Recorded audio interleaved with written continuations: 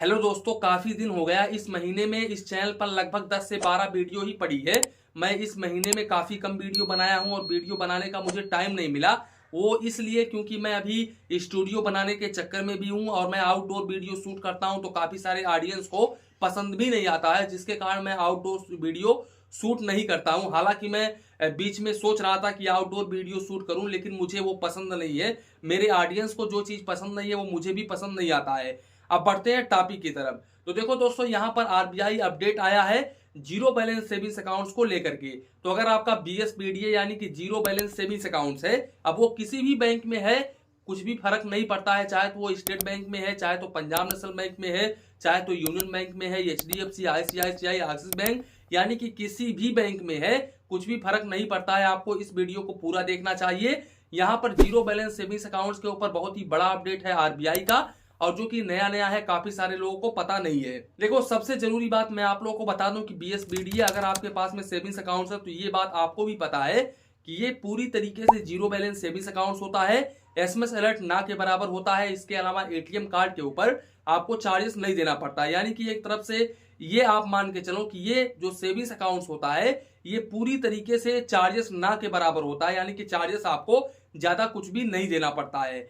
अब अगर हम अपडेट की बात करें, तो यहां पर आरबीआई का सबसे बड़ा अपडेट ये है कि अगर आपका कोई भी रेगुलर सेविंग्स अकाउंट्स है, तो आप उस सेविंग्स अकाउंट्स को बीएसबीडीए यानी कि जीरो बैलेंस सेविंग्स अकाउंट्स में अब कन्वर्ट करा सकते हैं। हालांकि पहले आप कन्वर्ट नहीं करा सकते थे। इसके लिए आपको अपने ब्रांच में जाना पड़ेगा और एप्लीकेशन लिख करके देना पड़ेगा। आपका आधार कार्ड, पैन कार्ड लगेगा, केवाईसी वगैरह होगा, और आपका जो सेविंग्स अकाउंट है वो बीएसबीडीए सेविंग्स अकाउंट में कन्वर्ट हो जाएगा। दूसरा सबसे बड़ा अपडेट ये है कि यहां पर देखो, पहले क्या था कि ये जो बैंक बीएसबीडीए सेविंग्स अकाउंट ऑफर करते थे ना, ये सीएससी यानी कि बीसी पॉइंट के माध्यम से ऑफर करते थे।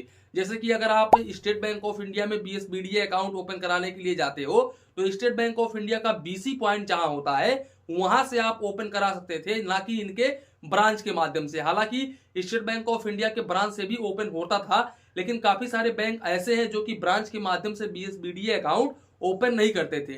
लेकिन अब आप इस समय किसी भी बैंक में, किसी भी ब्रांच में जाकर के अपना सेविंग्स अकाउंट ओपन करा सकते हैं बीएसबीडीए का। और भाई, तीसरा सबसे बड़ा अपडेट ये है कि अगर आपका यहां पर जीरो बैलेंस सेविंग्स अकाउंट्स है ना, तो यहां पर एक व्यक्ति का एक बैंक में एक ही जीरो बैलेंस सेविंग्स अकाउंट्स होना चाहिए। यानी कि जीरो बैलेंस सेविंग्स अकाउंट्स आप एक ही रख सकते हो। अब वो चाहे तो किसी भी बैंक में रखो, ये जरूरी नहीं है कि आप एसबीआई में रखे हो तो आप एचडीएफसी में भी खुलवा सकते हो। आपका एक ही जीरो बैलेंस सेविंग्स अकाउंट होना चाहिए, उससे अधिक आप ओपन करा ही नहीं सकते। आपका जो नया अपडेट है उसकी मैं बात कर रहा हूं। तो यहां पर अगर आपके पास में एसबीआई में है या फिर एचडीएफसी में है, तो आप एक ही आप रख सकते हो, उससे अधिक आप नहीं खुलवा सकते। और चौथा सबसे बड़ा अपडेट मैं आप लोगों को बता दूं कि देखो, यहां पर काफी सारे लोगों के मन में एक कंफ्यूजन होता है, डाउट होता है कि अगर मेरा बीएसबीडीए सेविंग्स अकाउंट है, तो भाई इस सेविंग्स अकाउंट में मेरा पैसा किस हद तक सुरक्षित रहेगा। तो भाई देखो, बीएसबीडीए सेविंग्स अकाउंट भी एक तरह का सेविंग्स अकाउंट ही होता है, और जितने भी बैंक हैं वो सभी के सभी बैंक डीआईएसजीसी से इंश्योर होते हैं, यानी कि deposit insurance and credit guarantee corporation, जिसके अंतर्गत आपका 5 लाख रुपए तक का अमाउंट बिल्कुल सुरक्षित होता है।